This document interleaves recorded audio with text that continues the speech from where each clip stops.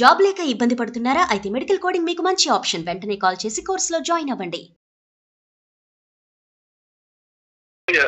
జబ్బు చేసి చచ్చిపోయి పోతూ పోతూ నా కూతురు చెయ్యి నా చేతులు వేసి పిల్ల జాగ్రత్త అని చెప్పి మరి చనిపోయి.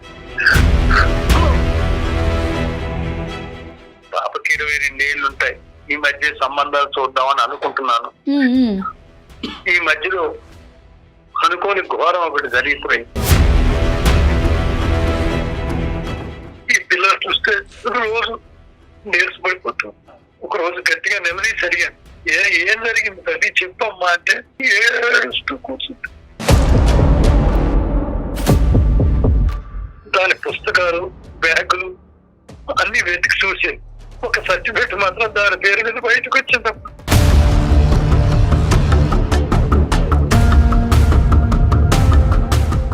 ఇంత దారుణం జరుగుతుంది ఊహించలేదు.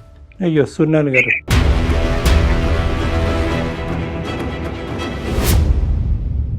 ఈ బరువు దించుకుందామంటే ఇది ఎవరికైనా చెప్పుకునే విషయం కాదు. ఈ మధ్య కొంచెం సంబంధాలు చూడాలి, ఎలాగో నన్ను ఒకటి దయ్య చేతిలో పెట్టాలని విశ్వ ప్రయత్నం చేస్తున్న సమయంలో వీళ్ళొచ్చి సర్వనాశనం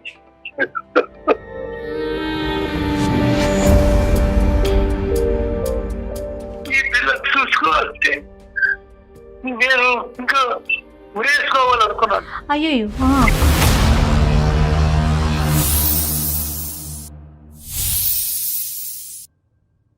49 అంటే సంతానం, 49 అంటే సంతోషం. 39 ఆంధ్రప్రదేశ్, తెలంగాణ. 49 సమర్పించు అందమైన జీవితానికి స్వాగతం. నమస్తే కళ్యాణ్ గారు. నమస్తే జయ గారు. కళ్యాణ్ గారు, ఇప్పటి వరకు మనకు ఒక ఏజ్ గ్రూప్ వాళ్ళ దగ్గర నుంచే మెయిల్స్ వస్తూ ఉన్నాయి. వాళ్ళ ఇష్యూస్కి మీరు మాట్లాడుతున్నారు. ఇప్పుడు కొంచెం పెద్ద ఆయన అనిపించిందండి, ఒక మెయిల్ వచ్చింది. తన కూతురికి సంబంధించిన ఒక అంశం. ఎంత బాధపడుతున్నారంటే అసలు మాటల్లో చెప్పలేకపోతున్నాం, అసలు ఎక్స్ప్రెస్ చేయడానికి కూడా అవ్వని విషయం అనమాట. అది మన దగ్గరికి, మన వేదిక మీదకి తీసుకురావాలని ఆయన కోరుకుంటున్నారు. పెద్ద ఆయన మీరు పర్మిషన్ ఇస్తే నేను కాల్ చేస్తానండి. అయితే మీతో కూడా చాలా మంది పర్సనల్గా మాట్లాడాలనుకుంటున్నారండి. సో డాక్టర్ గారితో మీతో పర్సనల్గా మాట్లాడాలనుకుంటే వాట్సాప్ నెంబర్కి కనుక మనం ఇస్తున్న నెంబర్కి కాల్ చేస్తే. హలో, నమస్తే అండి. నమస్తే అండి, నేను జయానండి, అందమైన జీవితం నుంచి కాల్ చేస్తున్నాను. సూర్యప్రకాష్ గారా? సూర్యప్రకాష్ గారండి, సూర్యనారాయణ గారా? నమస్తే అండి. నమస్తే సూర్యనారాయణ గారు. నాతో పాటు డాక్టర్ కళ్యాణ్ చక్రవర్తి గారు ఉన్నారు. ఒక్కసారి మాట్లాడండి. వారికి కూడా నమస్కారం చెప్పండి. అట్లాగే. నమస్తే సూర్యనారాయణ గారు. నమస్కారం సార్. ఏదో కొద్దిగా ఇబ్బందికరంగా చాలా భావోద్రేకంతో ఒక ఈమెయిల్ పెట్టారు. మీరు పెట్టారో ఎవరి చేతన పెట్టించారో తెలియదు, కానీ సమస్య ఏంటో చెప్పండి సూర్యనారాయణ గారు. నమస్కారం డాక్టర్ గారు. నమస్కారం అమ్మా. నా పేరు సూర్యనారాయణ. అయితే నాకు వచ్చిన దారుణమైన కష్టం ఇది ఎవరికి కూడా రాకూడదు. నేను ఎలా మాట్లాడాలో కూడా తెలియని పరిస్థితికి వెళ్ళిపోయాను. ఈ మధ్య నాకు కూడా సరిగా ఒంట్లో బాగుండట్లేదు. దుఃఖాన్ని ఆపుకోలేకపోతున్నానమ్మా. నేను 10 ఏళ్ల క్రితం నా భార్య జబ్బు చేసి చచ్చిపోయి పోతూ పోతూ నా కూతురు చెయ్యి నా చేతులు వేసి పిల్ల జాగ్రత్త అని చెప్పి మరి చనిపోయి.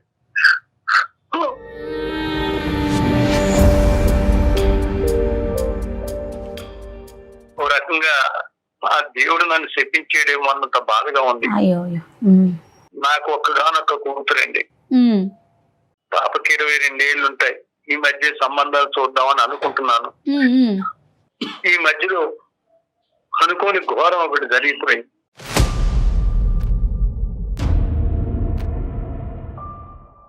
ఈ పిల్లలు చూస్తే రోజు నీరసపడిపోతాం. సరిగా అన్నం తింటం లేదు. ఏమైందమ్మా అంటే ఏమి చెప్పం. ఏం లేదు నాన్న అని నీరసంగా చెప్తాను. కాలేజీకి అయితే దగ్గరుండి మరీ దింపేవాడిని.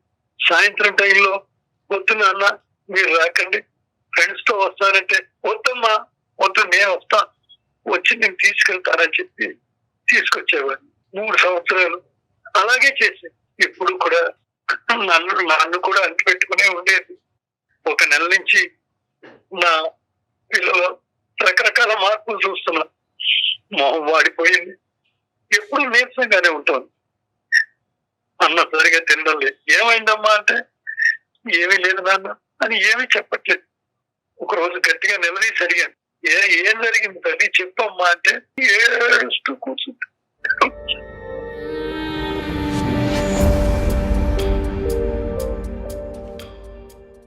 నన్ను నమ్మనుకునే చెప్పమ్మా అని మరీ అడిగితే ఏడుస్తూ కూర్చుంటుంది.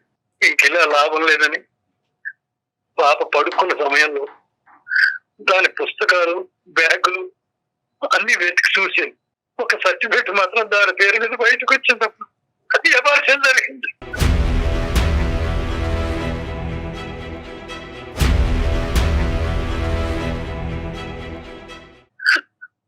అబార్షన్ జరిగింది. నాకు గుండె పెగినట్టు పనైంది. డాక్టర్ గారు, ఇలాంటి కష్టాలు ఎవరికి, నేనెంతో కష్టపడి పెంచుకున్న కూతురు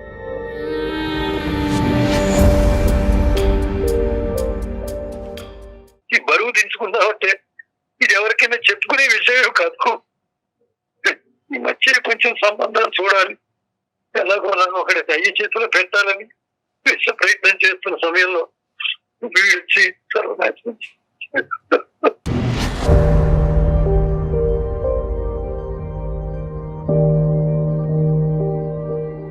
ఏం చేస్తుందండి పాప?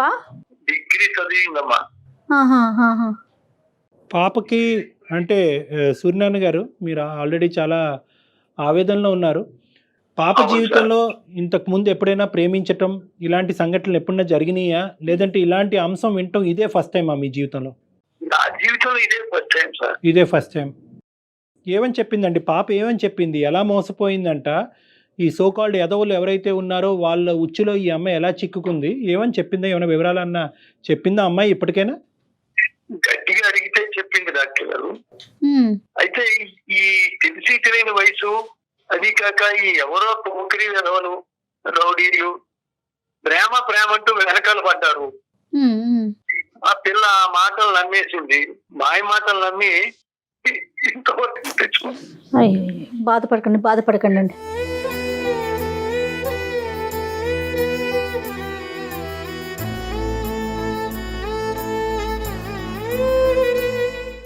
కిరాతకుడు, దుష్టుడు వాడు నా కూతురు జీవితంతో ఆడుకున్నాడు.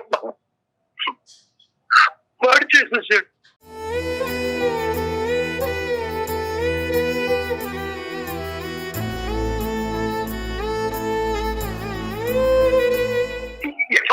వరకు తెచ్చుకుంటే పిల్లకి పెళ్లి చేయాలా, నాకు వేరే వాడి జీవితంలోకి ఎలా చెప్తాం?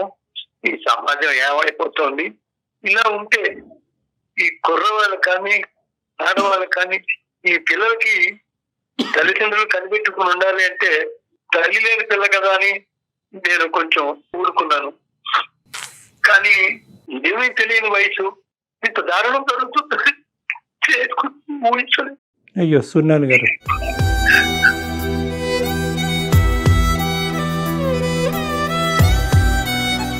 ఈ పిల్లలు చూసుకోవాలంటే నేను ఇంకా ఉరేసుకోవాలనుకున్నాను. అయ్యో, ఇలా అనాథ అయిపోతుంది ఒక పక్క భయం.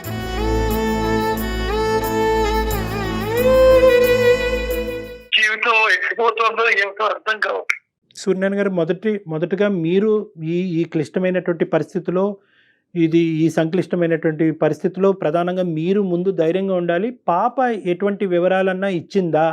అంటే ఎంతకాలం బట్టి ఇది జరిగింది? ఇలాగా శారీరకంగా కలవటానికి ఇది బలాత్కారమా, లేదంటే ఇరువైపులా ఒక అంగీకారమా? మోసపోయిందా? ఏం జరిగింది? ఇలాంటి అంశాలు ఏమన్నా కొద్దిగా మాకు వివరణ చెప్పగలరా, మీకు అభ్యంతరం లేకపోతే? అదే డాక్టర్ గారు, ముందు ఒక 6 నెలల ముందు నుంచి ఏదో ఉద్యోగ ప్రయత్నాలు చేస్తోందేమో, అటు ఇటు వెళ్తోందని నేను అనుకున్నాను. అదే ఇంకా మనం కూడా ఏదైనా చెయ్యాలి అనుకున్న సమయంలో ఈ పోకిరి మీద ఎవరు తగిలేరో తెలియదు. ఎవరో ఇప్పటికీ నాకు తెలియదు. వాడు మీకు ఇప్పటికీ తెలీదా? నాకు తెలియదు. అంటే ఆ కాలనీ వాడా, కాలేజ్ వాడా, ఆఫీస్ వాడా ఎంతో కొంత తెలిసి ఉంటుందిగా మీకు? ఈ కాలనీలో దూరం అయ్యిండి ఉండొచ్చు, లేదా వేరే ప్లేస్ నుంచి అయినా వచ్చి ఉండొచ్చు. వాళ్ళు ఈ పిల్ల వెనకాల పడుతున్నారని చెప్పి చెప్పింది నాకు. రోజు వస్తున్నారు. కాలేజీ దగ్గరికి వెళ్ళేప్పటికి జాబ్స్ కి అటు అని వెళ్తుంటే వెంటబడుతున్నాడు అని చెప్పింది. వెంటబడుతుంటే ఇప్పుడు చెప్పింది. అప్పుడు చెప్పుకుంటుంటే నేను వెనకాల ఉండేవాడిని, ఏదైనా మాట్లాడేవాడిని. ఇప్పుడు ఏమి చేయలేని పరిస్థితి. అసలు ఏం చేయాలో అర్థం అన్నటువంటి. ఇప్పుడు పాప ఏమంటుందండి? వాడు వేరే అబౌట్స్ ఏమైనా తెలుసా? ఇది లేదంటే వాడు ఎక్కడున్నాడు, ఏం చేస్తున్నాడు, ఇప్పటికీ ఇబ్బంది పెడుతున్నాడా, వాడిని పట్టుకునే అవకాశం ఉందా, పోలీసులు కంప్లైంట్ చేయాలా? పోలీసులు కంప్లైంట్ చేసినా ఎవరని చెప్పడానికి లేదండి. ఈ పిల్లకి తెలియట్లేదు. ఇప్పుడు వాడిని మర్చిపోయిందో తెలీదు, వాళ్ళు ఎక్కడ ఉంటారో సరిగా తెలీదు. ఏదో బైక్ మీద వచ్చేవాడని బాగా ఫాలో అవుతున్నాడు. అమ్మాయి ఏం చెప్పట్లేదు, నానంటే భయమో, మనం ఇన్ హౌస్ కౌన్సిలింగ్ చేసి చెప్పండి. ఏదైనా మత్తు మందు కలిపేసి ఏదో చేసి ఉంటాడని చెప్పి నాకు కొంచెం అనుమానంగా ఉంది. అయితే అలాగే చెప్పింది పాప కూడా. ఇక్కడ సినిమాకి తీసుకెళ్లారన్నారు. తర్వాత నుంచి ఏదో గెస్ట్ ఎక్కడికి వెళ్ళారో తెలియదు. నేనే మోసపోయా తప్ప ఇక్కడ ఎవరికి ఏమీ లేదు.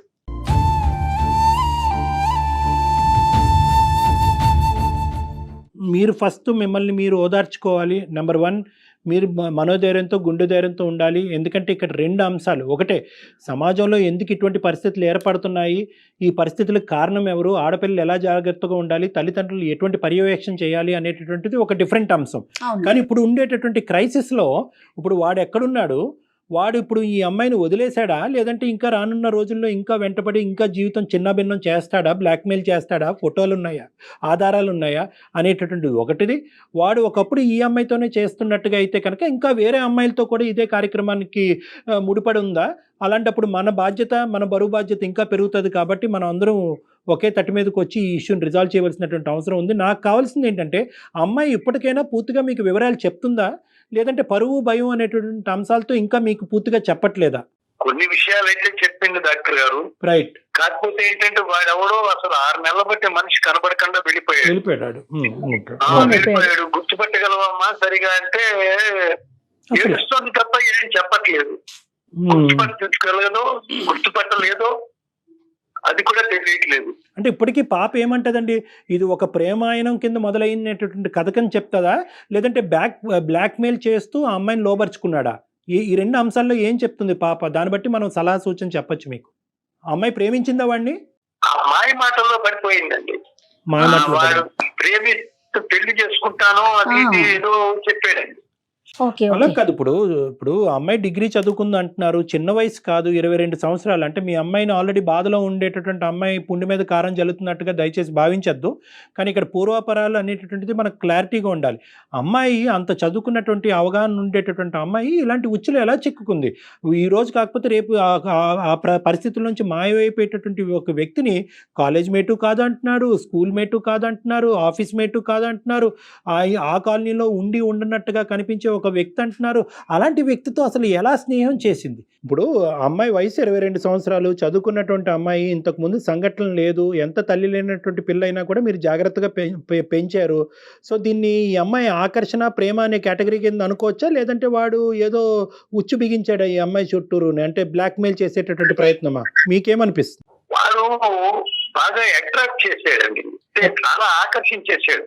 డ్రెస్సులు వేసుకోవడమే కానీ ఆ బంగారం వేసుకోవడం, కొత్త కొత్త బళ్ళు తేవడం, ఇవన్నీ తీసుకొచ్చేవాడు, అడిగిందల్లా ఇచ్చేవాడు అని చెప్పేసి ఇంకా మాయ మాటలు నిజంగా నమ్మేసింది. చెప్పండి. నమ్మడం మూలాన ఇంకా వాడు ఆ ఛాన్స్ తీసుకోవాల్సినాడు. సమాజంలో ఉన్న కుర్రాళ్ళు ఎలా ఉన్నారంటే, ఇప్పుడు వాళ్ళు అమ్మాయిని పడగొట్టడానికి రకరకాల విన్యాసాలు చేస్తారు.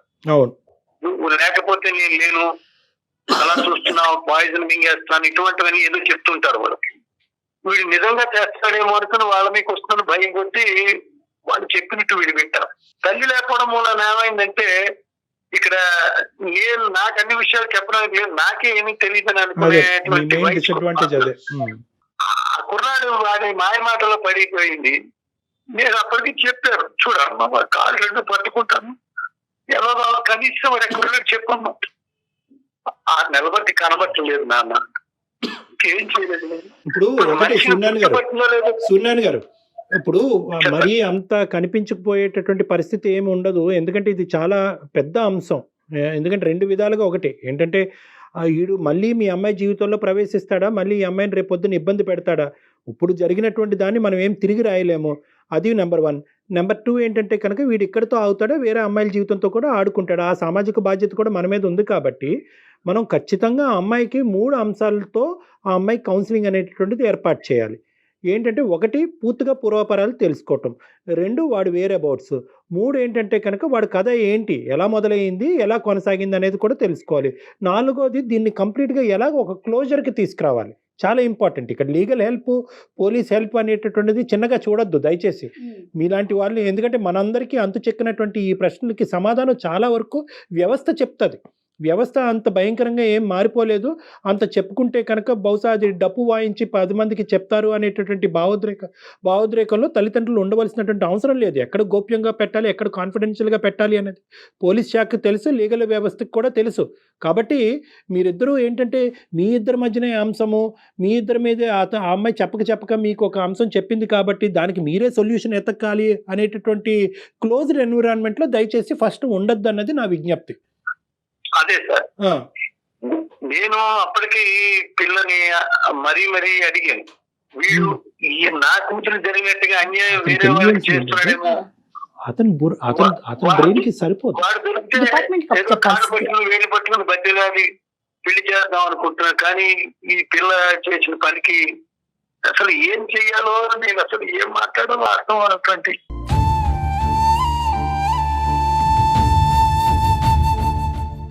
మీరు పోలీసుల హెల్ప్ కనుక తీసుకోగలిగితే రేపటి రోజున మళ్ళీ అతను ఇంకొకసారి ఇబ్బంది పెట్టడానికి అవకాశం ఉండదు. మీ అమ్మాయినే కాదు, ఏ అమ్మాయి ఇలాంటి ఇబ్బంది పడకుండా ఉండాలి అంటే ఒక్కసారి మీరు కంప్లైంట్ లాగా అట్లా ఏదైనా రేస్ చేస్తే బాగుంటుంది అంటున్నారు. ఒకటి సూర్యనారాయణ గారు, ఇది ఒక పాయింట్ లీగల్ హెల్ప్ తీసుకోవటం. ఇప్పుడు మీరు చెప్పినటువంటి పాయింట్ ఆకర్షణ అనేటటువంటి అంశంలో ప్రధానంగా యువకులకు తెలుసుకోవాల్సినటువంటి ఈ సందర్భం, ప్రధానంగా ఆడపిల్లలకి తెలియవలసినటువంటి అంశం ఏంటంటే మేల్ ఫీమేల్ అట్రాక్షన్, ఆడ మగవాళ్ళు అనేటటువంటి సృష్టి ధర్మం, అది న్యాచురల్గా ఉంటుంది. కానీ ఎప్పుడైతే కనుక ఆ అట్రాక్షన్లో, ఆ ఆకర్షణలో మోసము అనేటటువంటిది ఎప్పుడైతే జత అవుతుందో అప్పుడు ఈ వ్యవస్థ అనేటటువంటిది చిన్నభిన్నం అయిపోతుంది అనమాట. అంటే ఇక్కడ జరిగినటువంటిది ఏంటంటే కనుక నేను సింగిల్ పేరెంట్గా నా కూతుర్ని చూసుకోలేకపోయాను అనేటటువంటి అంశం ఒకటైతే కనుక, రెండోది ఏంటంటే మన ఇంటి వరకు ఈ సమస్య రాదు, ఇది ఎక్కడో మనం టీవీలోనో ఎక్కడో రేడియోలోనో వింటాము, మన ఇంటి వరకు రాదు అనేటటువంటి కాన్సెప్ట్లో మ్యాక్సిమం నెంబర్ ఆఫ్ తల్లిదండ్రులు ఉంటారు. అయితే చీడ పురుగులను అనేటటువంటిది ఏరి వేసేయటం, బయటకు తీసేటువంటి ఎన్నో సంఘటనలు జరుగుతున్నాయి. ఎన్నో భయంకరమైనటువంటి మానవాంగాలు, హత్యలు, ఆత్మహత్యలు భయంకరంగా జరుగుతున్నా కూడా ప్రతిరోజు ఇవి పెట్టరేగిపోతున్నాయే కానీ మనం అరికట్టలేకపోతున్నాం. ఎందుకంటే కనుక ఆ పర్యవేక్షణ, ఆ మానిటరింగు, ఆ క్లోజ్నెస్, ఆ ఫ్యామిలీలో ఉండేటటువంటి క్లోజ్నెస్ వల్ల ఇలాంటి అంశాలు మనకి అర్థం అవుతాయి. అది తల్లి అయినా, తండ్రి అయినా, సింగిల్ పేరెంట్ అయినా, డబుల్ పేరెంట్స్ అయినా, ఎవరైనా కూడా మనం ఏంటంటే పిల్లల దగ్గర నుంచి మీరు కాలేజీకి వెళ్తున్నారా, వస్తున్నారా, చదువుకుంటున్నారా, ఏం చేస్తున్నారు, ఇంతవరకే తెలుసుకుంటున్నాం. కానీ వారు ఎటువంటి ఆకర్షణకి లోన్ అవుతున్నారు, ఎటువంటి మనుషులను వాళ్ళు ఆకర్షించేటటువంటి ప్రయత్నం చేస్తున్నారు. సమాజంలో మీరు ఎంత కరెక్ట్గా ఉన్నా కూడా బయట వచ్చేటటువంటి ఆకర్షణ యొక్క పవర్ ఎంత విపరీతంగా ఉంటుంది. ఆ పవర్ని తట్టుకునేటటువంటి కెపాసిటీ మీ పిల్లలకు ఉందా లేదా అని చూసుకోవాల్సినటువంటి బరువు బాధ్యతలు తల్లిదండ్రుల భుజస్కంధాల మీద ఉన్నాయి. ఇది కేవలం ఎలా వస్తుందంటే కనుక ఫ్యామిలీ టైం అని పదే అంటూ ఉంటాం. కుటుంబ సమయంలో మనం కూర్చుంటున్నంత సేపు మనం ఏం మాట్లాడుకుంటున్నాం, ఎన్ని మార్కులు వచ్చినాయి, నీట్లో సీట్ వచ్చిందా, ఎంసెట్లో ర్యాంక్ వచ్చిందా, ఎందుకు రాలేదు, వాళ్ళకి ఎందుకు ర్యాంక్ వచ్చింది అనేదే మాట్లాడుకుంటున్నాం. కానీ ఈ ఆకర్షణలు, లవ్ అఫేర్లు, లవ్ స్టోరీలు మన ఇంట్లో కాదు ఎదురింట్లో పక్కింట్లో జరుగుతాయనేది చాలామంది తల్లిదండ్రుల్లో ఉండేటటువంటి ఒక కాన్సెప్ట్. సో కాబట్టి ఏంటంటే ఒక ఫ్రీనెస్ అనేటటువంటిది క్రియేట్ అవ్వాలి. ఇలా ఆకర్షించవచ్చు, ఇలా మాటల్లో మభ్యపెట్టచ్చు, తల్లిదండ్రులుగా మేము చూపెట్టలేనిది వాళ్ళే చూపెడతారు అనే నమ్మకాన్ని మీకు కలగజేయచ్చు, సూపర్ఫిషియల్ అట్రాక్షన్ ఇవ్వచ్చు, మానసికంగా అట్రాక్ట్ చేయొచ్చు, మేము ఇవ్వనటువంటి గిఫ్ట్లు వాడు కొని తేవచ్చు, మీ మీద విపరీతమైనటువంటి ఇంట్రెస్ట్ చూపెట్టచ్చు, మీ కెరియర్ గురించి, మీ భవిష్యత్తు గురించి మీలాగా వీళ్ళలాగా ఎవరూ ఆలోచించలేరు అనేటటువంటి ఒక అట్మాస్ఫియర్ క్రియేట్ చేయొచ్చు. కానీ ఇవన్నీ కూడా మసిపూసి మారేడుకాయి మిమ్మల్ని అట్రాక్ట్ చేసుకుని మిమ్మల్ని ఉచ్చులో దింపి మిమ్మల్ని బ్లాక్మెయిల్ చేసి మిమ్మల్ని వాడుకునేటటువంటి ప్రయత్నం అనేటటువంటి అంశాన్ని ప్రతిరోజు మాట్లాడకపోయినా పిల్లలతో అప్పుడప్పుడు వయసు వచ్చినటువంటి పిల్లలతో తల్లిదండ్రులు ప్రత్యేకంగా బాధ్యత తీసుకుని మాట్లాడవలసినటువంటి అవసరం ఉంది. ఎందుకంటే పిల్లలు ఈ రోజుల్లో పేపర్లు చదవట్లేదండి, న్యూస్ పేపర్లో జరిగినటువంటి సంఘటనలు చదవట్లే, టీవీలో వచ్చేటటువంటి వార్తలు వినట్లే. వాళ్ళేవో వాళ్ళకి కావాల్సినటువంటి ఆ వీడియోలు ఈ వీడియోలు చూసుకుని జలసాగా వాళ్ళు బతుకుతున్నారు. ఇలాంటి సంఘటన వచ్చేటప్పటికి తెలిసి తెలియకుండా ఆ ఉచ్చులో చిక్కడిపోతున్నారు. సో ఇక్కడ మన భుజస్కంధాల మీదే ఈ బరువు బాధ్యతలు ఉన్నాయి, తల్లిదండ్రులుగా ప్రతి కుటుంబంలో ఉందన్నది మనం అర్థం చేసుకోవాల్సినటువంటి ఒక ఇంపార్టెంట్ మెసేజ్ మీ ద్వారా సమాజానికి అందజేయాలని నేను అనుకుంటున్నాను. నేను ఈ పిల్ల గురించి ఇంకొంచెం భయం పట్టుకుని 24 గంటలు ఎక్కడికి వెళ్ళకుండా కనిపెట్టుకుని కూర్చుంటున్నాను. ఏం చేసుకుంటుందో ఏ సమయంలోనో ఓ పక్క భయం పట్టి. ఇప్పుడు coming to point number 2 Suryanarayana గారు, మీరేమీ ఇక్కడితో జీవితం ఏమి అయిపోలేదండి, ఇక్కడితో ఓకే. ఆ అమ్మాయి మీరు అనుకుంటున్నారు వాడి కాళ్ళ వేళ్ళ పడుకుని వాడిని జత కలపాలి ఈ అమ్మాయితో అనుకుంటున్నారు. అంత కర్మ మీకు లేదండి. అలాంటి ఏదోతో మీరు మీ అమ్మాయిని జీవితాంతం ప్రయాణం చేయవలసింది ఏంటంటే, తెలుసో తెలియకో ఒక దురదృష్టకరమైనటువంటి సంఘటన జరిగింది. ఆ అమ్మాయి వెళ్ళి ఒక పెద్ద అడుగు తీసుకుని అబార్షన్ వరకు వెళ్ళింది. ఆ అమ్మాయి ఏ స్థాయిలో మనస్తాపం చెంది ఉంటుంది అన్నది ఇక్కడ ప్రధానమైనటువంటి అంశం. ఈరోజు పెద్ద సపోర్ట్ ఏదన్నా ఉంది అంటే కనుక ఒక ప్రొఫెషనల్ సపోర్ట్ అది మీకు మీ అమ్మాయికి ఇవ్వాల్సినటువంటి అవసరం ఉంది. నెంబర్ 2 ఏంటంటే, మీకు మీ అమ్మాయికి అతి పెద్ద వైద్యం ఏదన్నా ఉంది అంటే అది మనోధైర్యం. భవిష్యత్తులో ఒక నమ్మకాన్ని మీరు ఇద్దరిలో కలుగు చేయటం అనేది ఒక పెద్ద అంశం ఇక్కడ. ఎందుకంటే లైఫ్ ఎక్కడితో ఆగదండి. ఈ సంఘటన ఒక పీడకల్లాగా తీసి పక్కన పెట్టేసి దీని నుంచి ఒక మెసేజ్ తీసుకుని ఒక నమ్మకంతో ముందుకెళ్ళి పెళ్లి చేయొచ్చు, ఉద్యోగం చేయొచ్చు, పిల్లల్ని కనొచ్చు, జీవితాన్ని అందరిలాగే అమ్మాయి అనుభవించవచ్చు. ఇది ప్రధానంగా ఒక తండ్రిగా మీరు మీ కూతురు అర్థం చేసుకోవాల్సినటువంటి ఒక ఇంపార్టెంట్. మీరు ధైర్యంగా ఉంటే తర్వాత ఆటోమేటిక్ గా పాపలో కూడా ధైర్యం వస్తుందండి. అయ్యిందేదో అయిపోయింది డాక్టర్ గారు చెప్పినట్లుగా. నెక్స్ట్ ఏంటి, రేపటి కార్యాచరణ ఏంటనేది మీరు ధైర్యంగా ఆలోచించుకోండి, చక్కటి నిర్ణయం తీసుకోండి.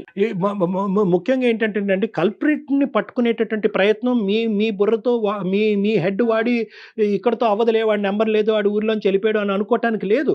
వాడు మళ్ళీ ప్రత్యక్షం అవ్వచ్చు, మీ అమ్మాయి జీవితంలో ప్రత్యక్షం అవ్వచ్చు, వేరే అమ్మాయి జీవితంలో ప్రత్యక్షం అవ్వచ్చు. సో ఈ 2 బాధ్యతలు మీ మీద, సుమన్ టీవీ వరకు మీరు తీసుకొచ్చినందుకు, అందమైన జీవితం వరకు తీసుకొచ్చినందుకు మా మీద, ఇద్దరి మీద ఉంది అనేటటువంటిది నేను మీకు చెప్పదలుచుకున్నాను. సో మీరు కావాల్సింది ఏంటంటే, ఇంకా వాడి ఫోన్ నెంబరు, వాడి ఐడెంటిటీ, ఇంకా ఏమన్నా ఉంటే కనుక మీరు అవి తీసుకుని పోలీస్ స్టేషన్ వరకు వెళ్ళాలి. షీ టీమ్స్ అనేటటువంటివి ఉన్నాయి. ఇలాంటి ఆస్పెక్ట్స్లో క్షుణ్ణంగా కాల్ రికార్డ్స్ బట్టి మొత్తం అంతా పర్యవేక్షణ చేసి ఆ దొంగ ఎక్కడున్నాడో వాడిని పట్టుకునేటటువంటి ప్రయత్నం వాళ్ళు చేస్తారు.